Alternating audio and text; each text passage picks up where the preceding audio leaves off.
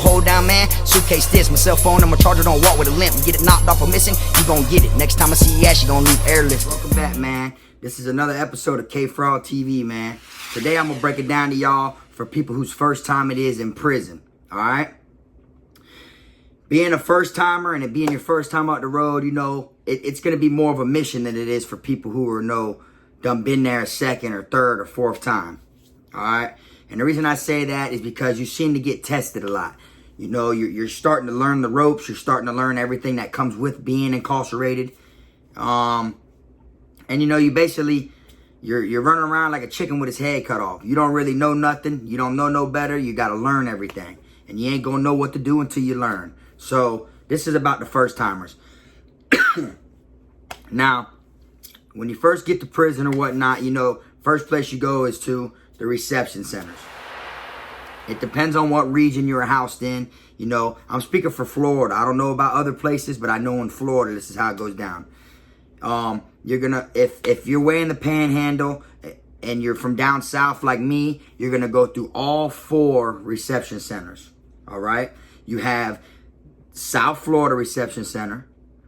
And then you have the Orlando Reception Center, which is, I want to say, NFRC, which is North Florida Reception Center. So you got SFRC, NFRC. Then you got Lake Butler, which is like up there almost towards the panhandle. And then you have Washington, Annex. Those are the 4 reception centers that you'll be going through if you're from down south where I'm from. Now, depending on what region you're originally arrested at or where you're from or whatnot, it depends on where your camp is and how many of them you go through.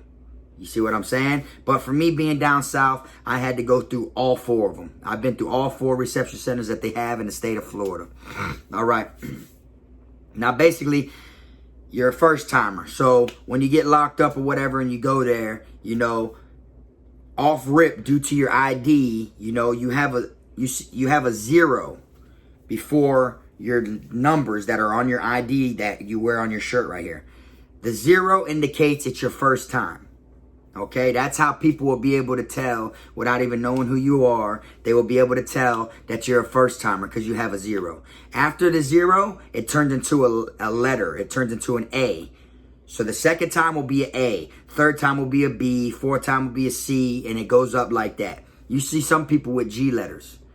You know, like that been there. You can tell they've been there plenty of times. They know the ropes. Okay. Do a lot of people get tested, you know, considering, oh, it's their first time? Are people going to try because it's their first time? They know they don't know shit. You know, yeah, it does happen. But people get tried that been there 2, 3, 4 times. It don't really mean nothing if you got letters on your ID or not.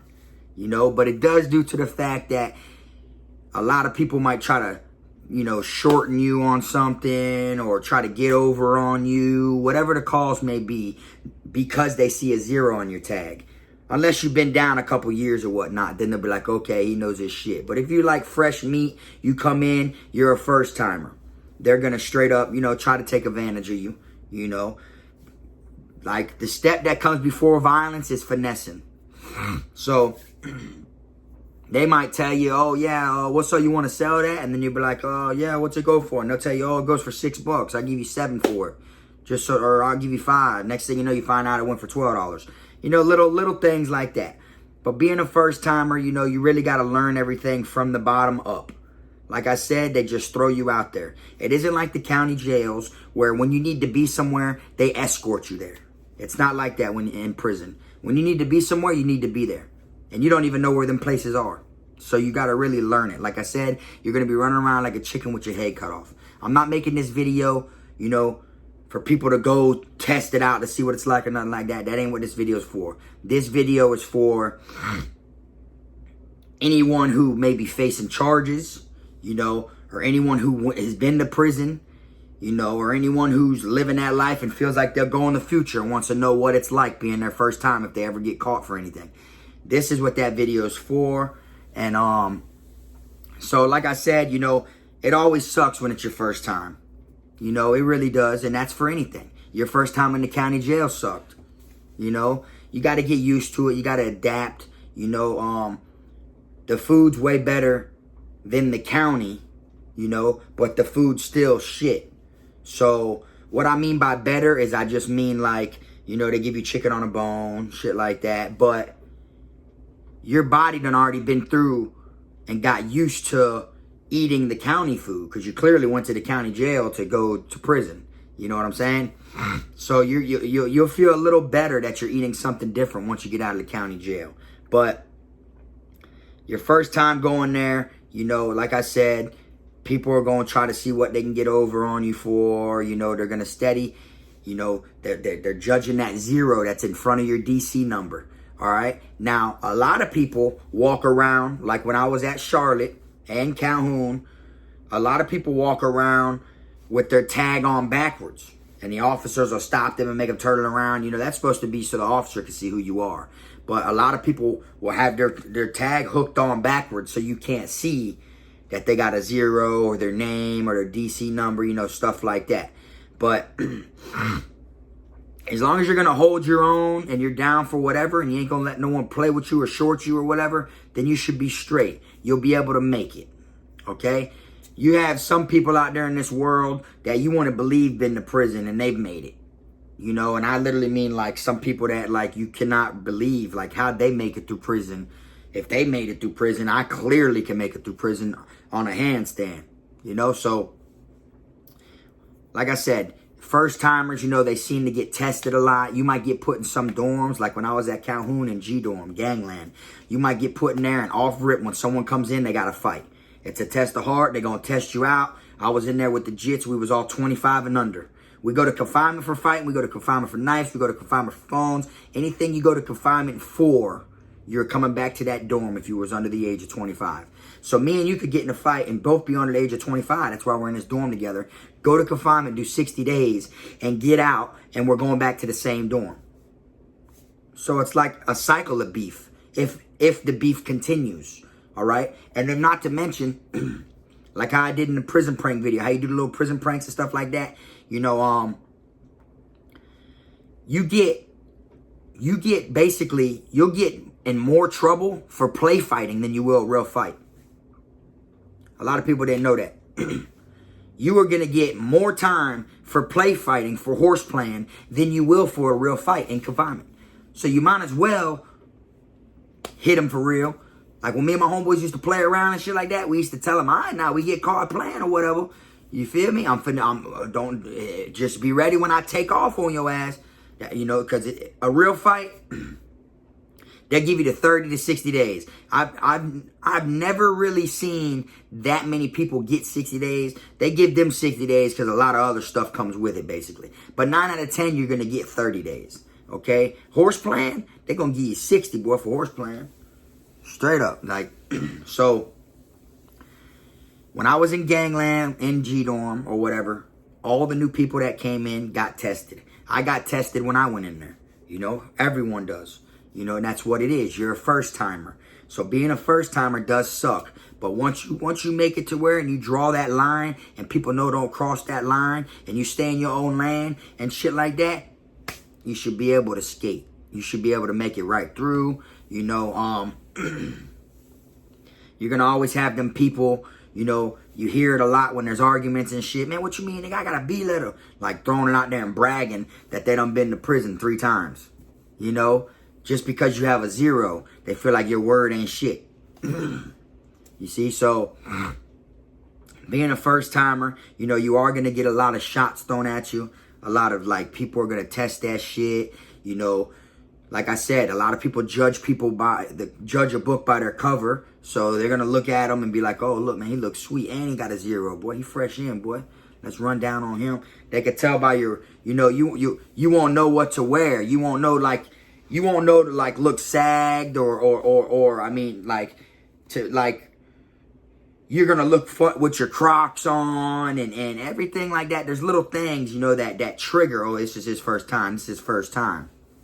You know? So, like, you could just tell how people carry themselves when it's their first time until they adapt into the environment that they are now in. You know? Like, you got someone with crispy, the stretchy blues all the way up to their waist. crease, you know, you would be like, oh, that's just visitation blues. That's just VP blues. That's what you use for visitation, because you always got a pair that you keep crispy clean for VP. But nah, you know, when I was in there, everybody wanted the ones with the pockets. They don't make them no more. They look like a pair of Dickie pants. They don't wear them no more. And then they have a belt. You can get a belt with a shiny belt buckle. They don't, you can get them made though. Like I used to still get them made. They used to give them out back in the day, but now they don't. You'll see certain people walking around wearing them, and you'll be like, oh, okay, boom. You know, he obviously doing his 1-2 to have a pair of blues like that, because people will rob you for your blues.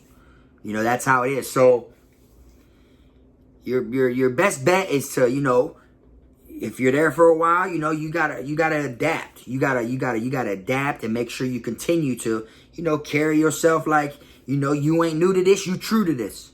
That's simple, because the more you adapt, the more you're aware of what's going on, the more that, you know, people ain't going to so much try to fuck with you and step on your toes, which it does happen. Everyone gets tried. Everyone gets put into situations. The biggest person you could think of in prison right now has been tried before. Like straight up. It doesn't matter how big they are. It doesn't matter how many people they've knocked out or nothing like that. They have been tried in prison. So, but for first timers, you know, you seem to not realize, you know, you carrying yourself, even how you eat your food, how you eat your tray. You know, I could sit at the table with someone to eat, and I could tell this dude right here, this is his first time. You know, just like when you're in the county and you see new people come into your quad. You know they just came in from jail or whatever, but you could tell the ones that have been there before, and then you could tell the ones that haven't. You know, they carry themselves a little different. That's the same thing with prison. You know, and you seem to be like on a lot of people's radar when it's first timers. You might be on the gang's radar. You might be on some booty bandits radar. You might be on some people that want to steal stuff, thieves radar. You know, like there's different things, you know, that you're going to go through when it's your first time. That you're going to have to observe everything, take it all in, and know how to make your way through that shit. You know, and don't get me wrong, you know, you have some people that have been to prison 3 times that still carry themselves like a first timer, you know. But when it is your first time, you have to be prepared for what's going to come with it. It ain't going to be all peaches and cream and sweet and everything and this and that all the time. Because look at it. At the end of the day, you're in prison. You're incarcerated. So, you know, when you first go there, I know it's kind of hard to take in. You're going to have to get used to how the visitation is, how it is when it comes to phone, like being able to call your family from the prison phones and stuff like that. And, you know, how mail goes, how you getting shipped around. You know, the thing about prison, you can never get comfortable because you can get shipped at any moment from one camp to another. You know, you got some people that get lucky and stay at camps for 5, 6, 7 years. You know, they made it under the radar. But then you got some people, 3 months gone, 6 months gone, a year gone. You know, you got some camps it's hard to get away from. You could be rocking out, you know, you can get into so much trouble and shit, and they just keep putting you in confinement, and you get back out, putting you in, and that's your main camp. They don't want to get rid of you. That's where they want you. That's where you're going to stay out and do most of your time, you know. And then you got camps for, like, people who check in, like, that check-ins can't get away from the camp. They'll be back there in confinement, scared to hit the compound. They done been back there 7, 8 months. They keep catching DRs trying not to hit the compound, you know. And they won't ship them, you know. So it's kind of hard and it's kind of easy to get away from certain camps. You get what I'm saying? Because you get too comfortable and it seems like the luck of the draw, you're the one that gets gone. When things are going good, it feels like, poof, damn, they shipped me. But when things are fucked up and bad, you know, you'll realize, damn, bro, I've been stuck at this camp forever, bro.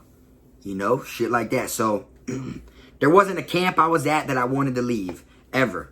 When I was at Calhoun, I liked Calhoun. I liked the fights we got into, everything. I liked being in the 25 and under dorm. I liked all the wild shit we were going through.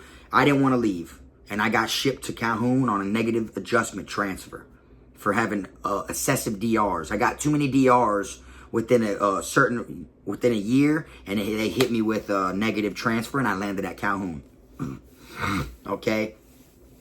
Then Calhoun, I landed at Charlotte. And then at Charlotte, I was there forever. about 2.5 years getting into shit left and right, left and right, left and right, left and right. Never thought I was leaving, never thought I was leaving, never thought, you know. And then as soon as we got like everything, like it was our compound, you know. As soon as it was like, it was a wrap. It was like, boy, I was known. Everyone knew, you know what I'm saying? Like, that's Frog, that's Frog. He been here forever. He been, you know, that's Frog. Then after that, they got me from around there when I got caught up for K-Frog TV. All right. And then Calhoun, then DeSoto. When I landed at DeSoto, here I only had, I think, 70 or 90 days left or something like that. So I really didn't care. And then now it was so sweet that I wasn't used to how sweet it was that the time was flying. So I didn't want to get from around there, and I ended up EOSing from there. But, you know, when you go to prison, you know, for your first time, you're going to have to get used to the things that are going to now go with it. And what I mean by go with it is, if this is your first time in prison, this is clearly your first time gone for a while. You know, yeah, I know people been gone in the county for a couple while. You know, you could do a couple years in the county, you know, while sitting there and waiting on your charge. But in Broward, if you get sentenced more than a year and a day, more than a 364, that is a year and a day. You're going to prison down here in Florida. You know what I'm saying? You can't do more than a 364 in the county jail. They will give you a year and a day as your sentence. That means you go to prison. I don't know about anywhere else, but I'm just speaking off my experience and how it is down here.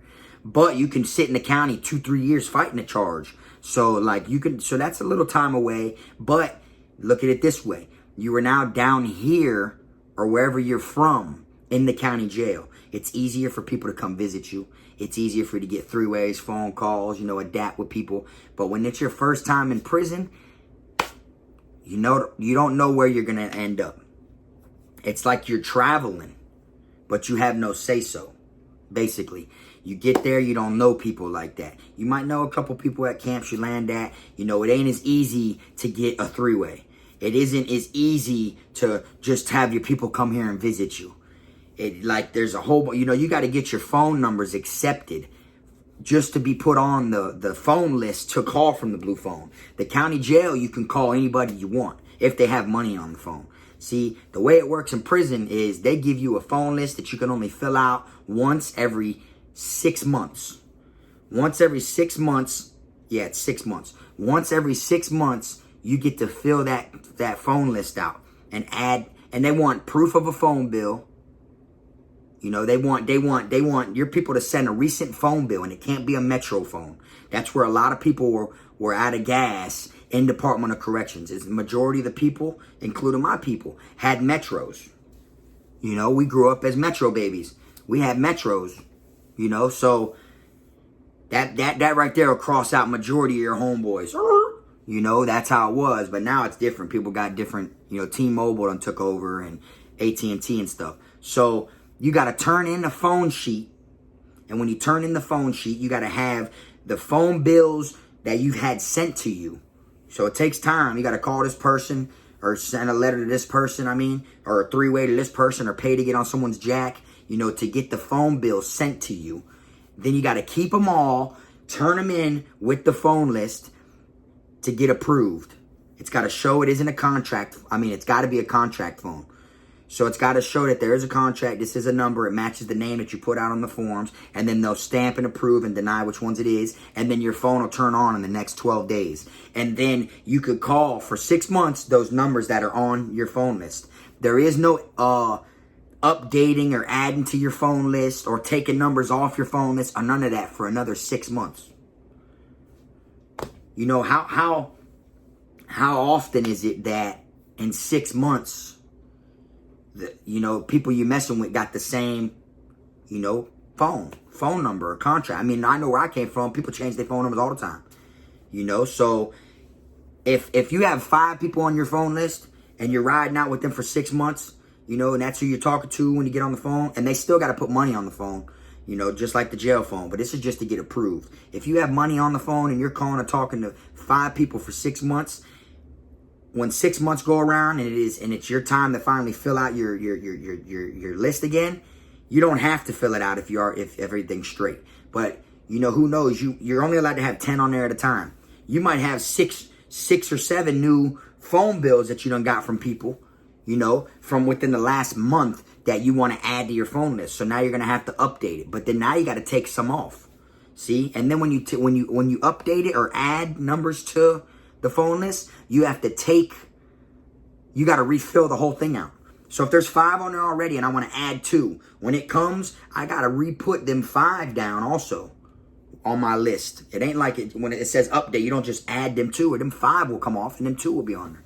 So it's kind of, there's a lot of things you're not going to be used to. You're used to people coming and seeing you right down the street when you're in the county jail. Now you're across the map. You don't know where you landed at. And people's love them so much when you're in the county jail. They love you so much, and they'll do whatever, they're there for you every weekend and this and that. And, and it makes you, not realize it's like this because you're so close to home, And another thing, too, when it comes to Vizos, it ain't your people's fault. It ain't like they stop loving you when you go to prison. But you got to fill out your visiting form. And then you got to send that to them in the mail. And then they got to send it back and get approved. They do a background check and all that stuff on them. So you're going to have to go through all this as your first time. This has a lot to do with first timers in prison. Okay? Now, even if you don't want Vizo, or even if you don't have Vizo, or even if you don't call people, you're going to learn all this on your first time if you ever go to prison.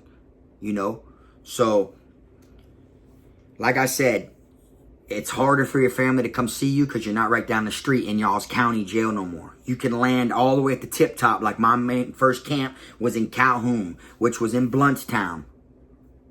I was way up there in Bluntstown. You see what I'm saying? Compared to where Broward County is. I went from Broward County down south all the way to Bluntstown, Calhoun. You see what I'm saying? So like, if y'all, y'all could just look that up. Y'all could just look up the distance from where I'm from and where I'm used to being locked up at to where I landed at. Okay? I was in a different time zone.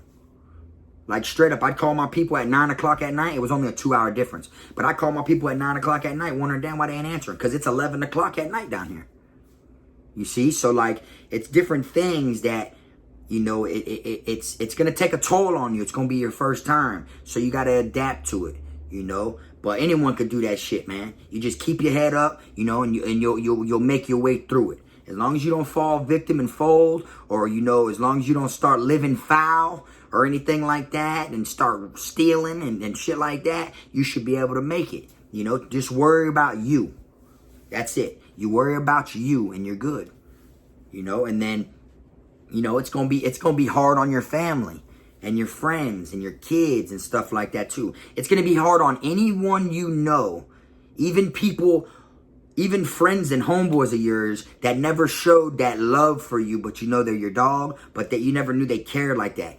You're going to see as soon as it's your first time you go to prison, there's going to be posts about you all online. Everyone's going to be saying, free my dog, free him, free her, whatever it is. Everyone's going to act like they love you and care. They're going to get their couple days of fame off of you and everything like that. And then they're going to start realizing, damn, bro, been gone, or damn, bro, I miss bro, and stuff like that. So your first time in prison, you just got to, hope for the best, but prepare for the worst. Just like going to court. I can't really tell you what's going to happen. I could just speak on the experience of what happened. You're going to learn so much. Your mind's going to get sharp as long as you let it. You get what I'm saying? As long as you observe, you're going to eventually sharpen up yourself. You don't have to sit there and read books every day to get sharp and all that. But don't just let the time do you, and don't just waste the time. You understand? So as long as you're on some shit where you're going to better yourself, and everything you do in there is positive, sign up for the little programs, the little education things, get a couple trades while you're there, Like me, I got environmental services. I got state certified in the state of Florida for buffing floors. It's only 12.5 college credits, but hey, I'm thankful to say I got 12.5 college credits. Just in prison, my GED, and then I got environmental services. I'm certified in the state of Florida. Had a graduation there and everything. Got my certificate, the whole 9. You see, so it's little things like that, you do, and it sharpens you up. You may not notice it at the time. Like me, I got in the shit all the time, and they literally had to come to confinement. I remember looking out the window, talking to my dog, talking to Shine. Shine was in confinement. I was in confinement too, but he was on the rec yard. I was in my cell, and I'm talking to him I'm like, yeah, bitch, da, da, da. We're talking from the cage to the window, and I see my teacher walk by down there. I'm like, Mr. Brown, boy, what you doing back here, boy? What you doing? He's like, Frog, I'm coming to see you. I'm coming to see you. So I'm like, nah. He come up there and gave me my certificate under the door. I graduated from that while I was in confinement. You see, so just as your first time, you wanna reap it all in, man. You wanna learn everything you can learn, about prison while you were in prison, just in case you ever have to come back again. No one ever wants to come back again, but you never know when you might have to. Someone might, do something to your family or something like that, and you got to protect yours so you can land in there for things you didn't want to do. There's sometimes you got to make sacrifices and do things that you don't want to do. And, me, for my family, I'll do it. I don't care what it is. And I'll smile in my mugshot. That's just how I am. I'm on a straight path now. I've been out over 2 years. I'm going towards 3 years. So no one can tell me, oh, you're going to go back to prison. A lot of that shit's out the window to me now because I've been out almost 3 years, so I'm doing pretty good if you ask me. But about my family, I won't hesitate. You see what I'm saying? So when I graduated, in there, they gave me my certificate under the door. I felt kind of good about myself, even though I was in confinement for 100-something days. And I just reaped everything in, okay? So like I said, you want to learn everything you can about prison while you're in there, just in case you ever have to come back again. Then you get your mind souped up and everything, and you start learning things. You have nothing but time.